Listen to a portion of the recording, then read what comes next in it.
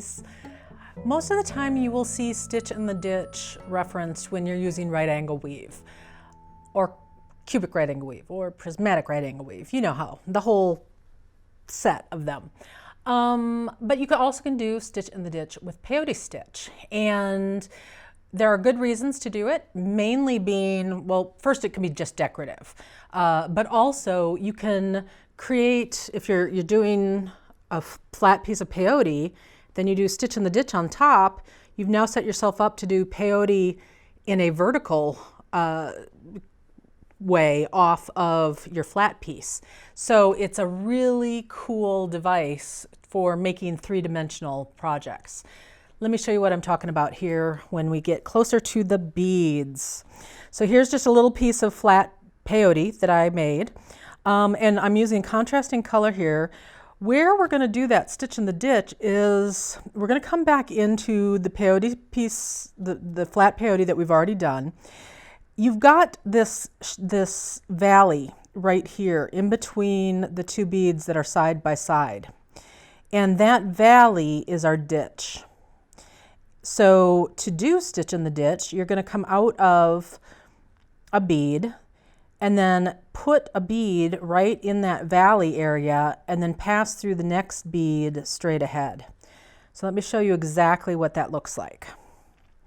I'm going to just go ahead and work my stitch in the ditch right down this way. So I'm coming out of the first bead. Here's my valley. I'm going to pick up a bead, pass through the next bead on the other side of the valley. Tighten that up, and it just sits there like a little soldier. And we can do that all the way along. So here's the next ditch. I'm going to jump over the ditch and pass through the next bead. I tend to look for, like, I'm using the same size beads, so these are all size 8s, but I'm looking for slightly smaller ones as I'm doing this. They're just going to kind of sit in that space a little bit better. If I use a big wide one, it may sit a little funky. That's all. It's not a big deal. All right, so we have just gone completely across there. A couple things to notice. Notice how this is kind of now bending this in a little bit. That's another reason to do stitch in the ditch. If I evenly spaced these out, it would create this natural curve in the beadwork.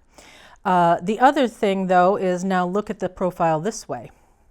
So now these are your sticky uppy beads to go back and do peyote stitch across here.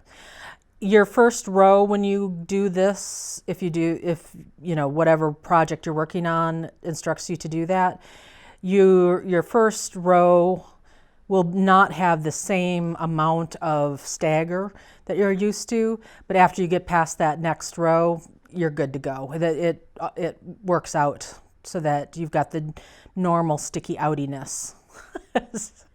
There I go, creating new words again. But that is just how simple it is to do stitch in the ditch with peyote stitch.